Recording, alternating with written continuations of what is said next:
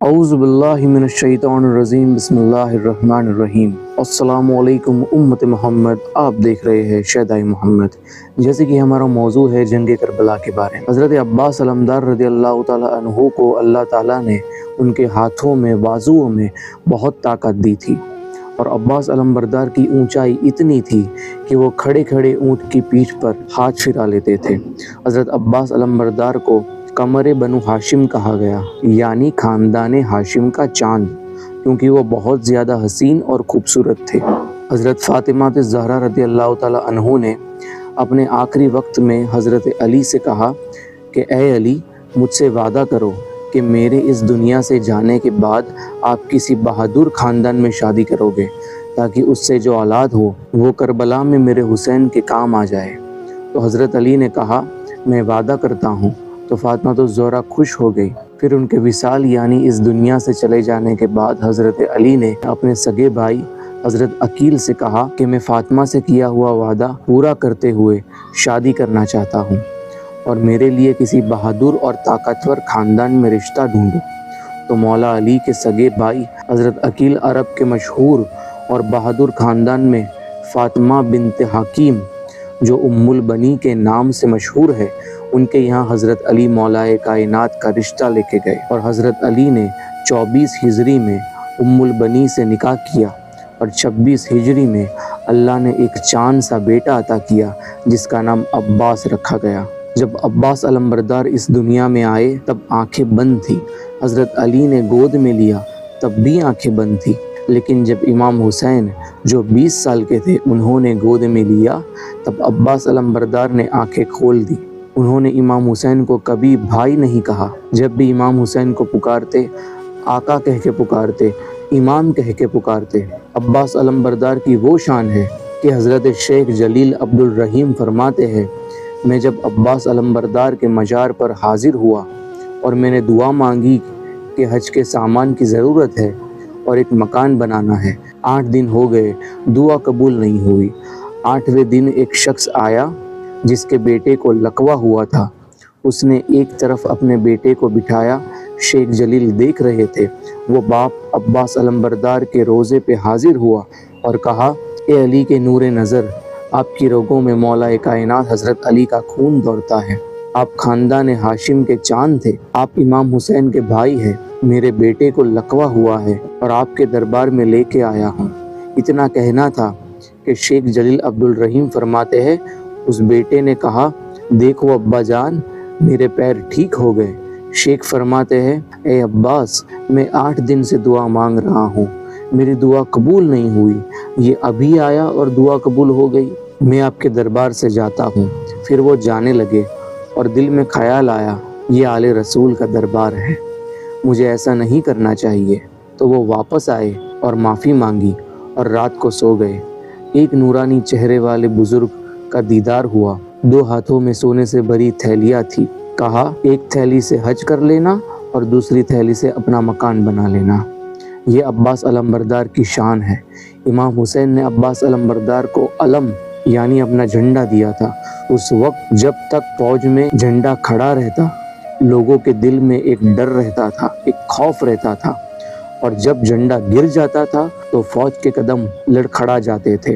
اسی لیے آقا حسین نے اپنا علم یعنی جھنڈا وہ عباس کو عطا فرمایا تھا، اسی لیے حضرت عباس کو عباس علمبردار کہا جاتا ہے، یعنی علم کو تھامنے والا۔ حضرت عباس علمبردار کو اللہ تعالیٰ نے وہ بہادری اور طاقت دی تھی کہ جو بھی انہیں دیکھتا وہ پکار اٹھتا تھا کہ یہ واقعی میں مولا کائنات شیر خدا حضرت علی کے بیٹے ہیں۔ 24 برس اور 6 مہینے کی عمر میں آپ امام حسین کے ساتھ کربلا میں تھے، اور وہ کبھی بھی امام حسین کے آگے نہیں چلتے تھے، اور جب امام حسین کہتے تھے کہ اے عباس، میرا اور تمہارا باپ ایک ہے، تم پیچھے کیوں چلتے ہو، میرے ساتھ کیوں نہیں چلتے؟ تو حضرت عباس علمبردار اپنے بڑے بھائی امام حسین سے فرماتے ہیں تمہاری ماں کا مرتبہ اور ہے، میری ماں کا مرتبہ اور ہے، تمہاری ماں خاتون جنت ہے اور میری ماں اس خاتون جنت کی کنیز ہے۔ خیمے میں حضرت زینب سکینہ سے کہتی ہے کہ مجھے چاچا عباس سے تھوڑا کام ہے، آپ عباس کو بلائیے۔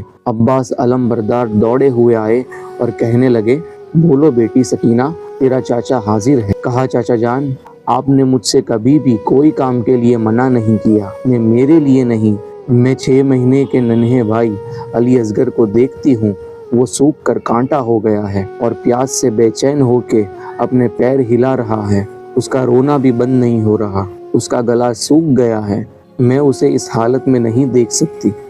چاچا اپنی بھتیجی کا ایک کام کر دے، تھوڑا پانی میرے لیے نہیں، میرے بھائی علی اصغر کے لیے لا کر دے۔ تو 500 یزیدی بھیڑیوں کا پہرا نہر فرات یعنی کہ فرات ندی پر، وہ 500 لوگ فرات ندی کے پاس کھڑے ہیں تاکہ حسین اور ان کے ساتھی ایک بوند پانی بھی نہ لے سکے۔ حضرت عباس علمبردار نے مسکیجہ لیا جس میں پانی بھرتے ہیں، وہ گھوڑے پہ سوار ہوئے اور وہ عباس علمبردار رضی اللہ تعالیٰ عنہ جو شیر ہے، شیر خدا مولا کائنات حضرت علی کے، وہ ایک اکیلے عباس 500 یزیدی بھیڑیوں کے لشکر میں گھس گئے اور سب کو ہلا کے رکھ دیا۔ راستہ صاف ہو گیا اور فرات ندی پہ پہنچتے ہیں اور مسکیجے میں پانی بھر لیا، پھر ایک چلو بھر پانی یعنی ہتھیلی بھر پانی لیا، سوچا تھوڑا پانی پی لوں، تو عباس علمبردار کو خیال آیا کہ جس کا امام پیاسا ہو تو اس کا غلام کیسے پانی پی سکتا ہے، اور انہوں نے ہاتھ میں لیا ہوا پانی پھینک دیا اور اپنے گھوڑے سے کہنے لگے کہ اے گھوڑے تو پانی پی لے۔ تو گھوڑے نے بھی اپنا سر دائیں بائیں ہلا کر جواب دیا کہ میں بھی اسی حسین کا غلام ہوں جس کے آپ غلام ہیں۔ پھر عباس علمبردار نے اپنے ساتھ پانی سے بھرا ہوا مسکیجہ لیا اور ان یزیدی فوج کا مقابلہ کرتے ہوئے خیمے کی طرف جا رہے تھے، تبھی ظالموں نے ہر طرف سے حملہ کرنا شروع کیا۔ ایک ظالم جس کا نام ابن اسعد تھا، اس نے عباس علمبردار کے ایک ہاتھ پر وار کیا تو ان کا ایک ہاتھ کٹ گیا۔ عباس علمبردار نے فوراً دوسرے ہاتھ میں مسکیجہ اور تلوار بھی پکڑی تو دوسرے ہاتھ پر بھی وار کیا تو دوسرا ہاتھ بھی شہید ہو گیا۔ حضرت عباس علمبردار نے مسکیجے کو اپنے منہ سے پکڑ لیا کہ یہ پانی کا مسکیجہ کسی طرح خیمے تک پہنچ جائے۔ اتنے میں ایک بدبخت کہتا ہے جلدی کرو، اسے تیر مارو، کہیں یہ خیمے تک نہ پہنچ جائے۔ تو اتنے میں ایک بدبخت ایسا تیر مارتا ہے کہ وہ تیر مسکیجے کو چیرتے ہوئے عباس کے سینے میں اتر جاتا ہے۔ عباس علمبردار کے دونوں بازو، دونوں ہاتھ شہید ہو گئے اور تیر ان کے سینے میں لگ گیا۔ وہ زخمی ہو کر گھوڑے سے گرنے لگتے ہیں۔ اب ذرا سوچے کہ جب کوئی گرتا ہے تو گرتے وقت اپنے ہاتھوں کو سامنے لا دیتا ہے تاکہ چوٹ نہ لگے، لیکن یا اللہ، میرے عباس کے تو دونوں ہاتھ کٹ چکے ہیں، وہ کس طرح گرے ہوں گے۔ جیسے ہی گرے عباس علمبردار نے آواز لگائی یا حسین میری مدد کیجیے۔ تو جب امام حسین غازی عباس علمبردار کی طرف دوڑے تو اپنی کمر پر ہاتھ رکھ لیا اور امام نے کہا آج میرے بھائی عباس کے جانے سے میری کمر ٹوٹ گئی۔ امام حسین فوراً عباس علمبردار کے پاس پہنچے اور ان کے کٹے ہوئے بازو دیکھ کر پھوٹ پھوٹ کر رونے لگے۔ غازی عباس کی آنکھیں بند تھی۔ جیسے ہی امام حسین نے اپنے بھائی عباس کا سر اپنی گود میں لیا، اپنے ہاتھوں سے ان کے چہرے پہ لگا خون صاف کیا تو عباس علمبردار نے آنکھیں کھولی۔ عباس مسکرائے اور کہا آقا حسین میری کچھ وصیت ہے۔ کہا کیا؟ تو عباس نے فرمایا آپ سب شہیدوں کی لاشوں کو خیمے میں لے جاتے ہیں، میری لاش کو مت لے جانا، کیونکہ مجھے سکینہ سے شرم آتی ہے کہ میں ان کی خواہش پوری نہ کر سکا۔ عباس علمبردار قمر بنو ہاشم اپنی بھتیجی سکینہ کی خواہش پوری نہ کر سکا اور اسے پتہ چلے گا کہ میں شہید ہو گیا تو وہ برداشت نہیں کر سکے گی، اس کا صبر ٹوٹ جائے گا، اسی لیے مجھے یہیں پڑا رہنے دے۔ امام حسین کی آنکھوں میں آنسو تھے۔ امام نے کہا اے میرے بھائی، سب کی خواہشوں کو پورے کرنے والے، میری مراد کو بھی پورا کر دے۔ کہا جی آقا فرمائیے۔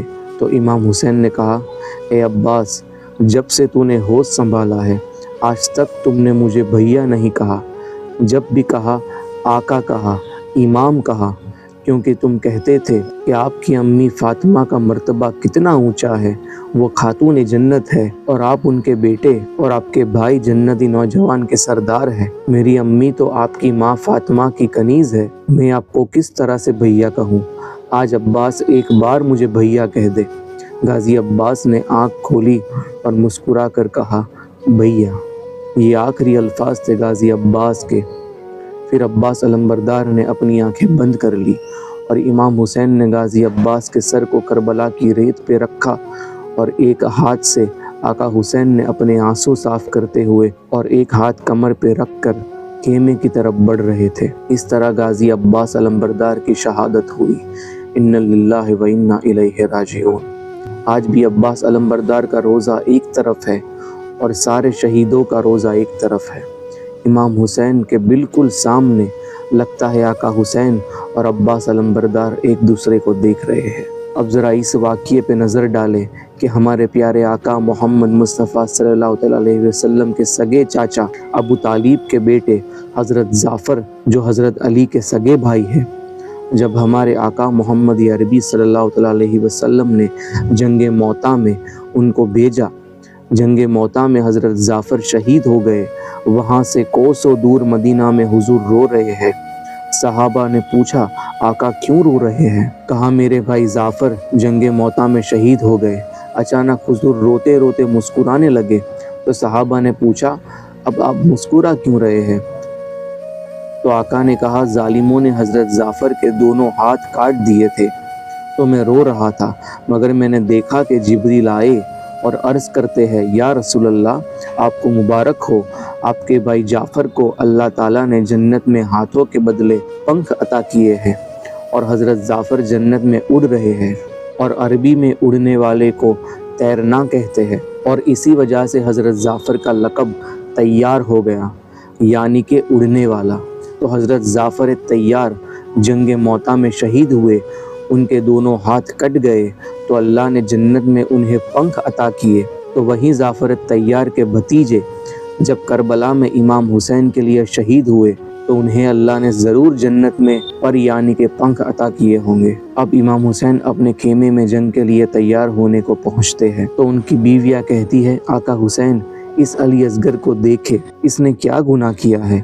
یہ پیاس سے تڑپ رہا ہے، یہ ہم سے دیکھا نہیں جاتا، آپ ظالموں کے پاس جاؤ اور ان سے کہو کہ میرے لیے نہیں لیکن اس 6 مہینے کے ننھے علی اصغر کے گلے میں 2-4 بوند پانی جائے تو اس کی جان بچ جائے گی۔ امام حسین نے اپنے نازک سے پھول علی اصغر کو اپنی گود میں اٹھایا اور میدان کربلا کی طرف گئے اور ظالموں سے کہا مجھے پانی مت دو بلکہ اپنے ہی ہاتھوں سے میرے اس بچے کو صرف 2-4 بوند پانی پلا دو، شاید اس کا بدلہ میں تم کو قیامت کے دن میرے نانا محمد عربی سے دلا سکوں۔ امام حسین کی اس بات کو سن کر یزیدی لشکر کے کچھ سپاہی رونے لگتے ہیں۔ تبھی عمرو بن سعد نے حرملہ بن کاہل کو اشارہ کیا، اس نے ایسا تیر جس کی 3 نوک ہے جو گھوڑے کو مارا جاتا ہے وہ تیر نکالا اور کہا اے حسین تجھے اپنے بچے کے رونے کی بہت فکر ہے، لے آج کے بعد تیرا بچہ کبھی نہیں روئے گا۔ یہ کہہ کے اس بے رحم بھیڑیے نے علی اصغر کی نازک گردن جو پیاس سے سوکھ چکی ہے اسے نشانہ لگایا اور تیر چلایا تو 6 مہینے کے معصوم پیاسے علی اصغر کی گردن کو چیرتے ہوئے امام حسین کے بازو میں لگا۔ علی اصغر نے ایک ہلکی سی ہچکی لیتے ہوئے اپنے باپ کی آغوش میں شہید ہو جاتے ہیں۔ علی اصغر ایک چھوٹی سی ہچکی لیتے ہوئے اپنے باپ کی آغوش میں شہید ہو جاتے ہیں۔ انا للہ و انا الیہ راجعون۔ جب امام حسین نے ہمت کر کے اس تیر کو کھینچا تو خون کا ایک فوارہ نکلا۔ اپنے بیٹے کا خون امام حسین نے آسمان کی طرف اچھالنا چاہا تو غیب سے آواز آئی اللہ تعالیٰ کی کہ اے حسین اگر یہ خون آسمان کی طرف اچھلا تو قیامت تک آسمان سے بارش نہیں ہوگی۔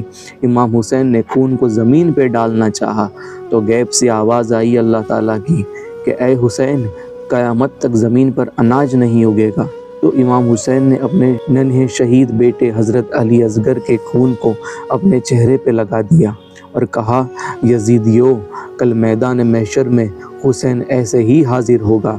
پھر امام حسین نے آسمان کی طرف دیکھا اور کہا یا اللہ میرے بیٹے کی اس قربانی سے تو راضی ہو جا، اسے قبول کر لے اور ان شہیدوں کے صدقے میرے نانا محمد عربی کی امت کو بخش دینا۔ یہ کہہ کے امام حسین اپنے خیمے کی طرف پلٹتے ہیں تو بیویاں آپس میں باتیں کرتی ہے، علی اصغر کے رونے کی آواز نہیں آتی، ہو سکتا ہے ظالموں نے بچے کو پانی دے دیا ہو، بچوں پر تو کافر بھی ترس کھاتے ہیں۔ इमाम हुसैन आए और बीवियों ने हाथ फैला करके इमाम हुसैन से कहा, लाइए, देखा हम तो पहले ही कहते थे कि वो पानी देंगे। इमाम हुसैन ने कहा, हाँ पानी पी लिया मेरे बेटे अली असगर ने, लेकिन अल्हम्दुलिल्लाह यजीदियों के हाथों नहीं बल्कि साकी कौसर मेरे नाना मोहम्मद अरबी सल्लल्लाहु अलैहि वसल्लम के हाथों आब कौसर पिया और कहा, लो अब अली असगर कभी प्यास से नहीं तड़पेगा। जब बीवियों ने आका हुसैन के कपड़े खून में तरबतर देखे तो कोई पछाड़े खाकर ज़मीन पर गिरी, कोई बेहोश होकर ज़मीन पर गिरी, किसी की चीख निकली। इमाम हुसैन ने अपने नन्हे से 6 महीने के शहीद बेटे अली असगर की लाश को ज़मीन पर रखते हैं और बीवियों से और अपने साथियों से सब्र करने का कहते हैं। ज़रा सोचे उस बाप पर क्या बीती होगी।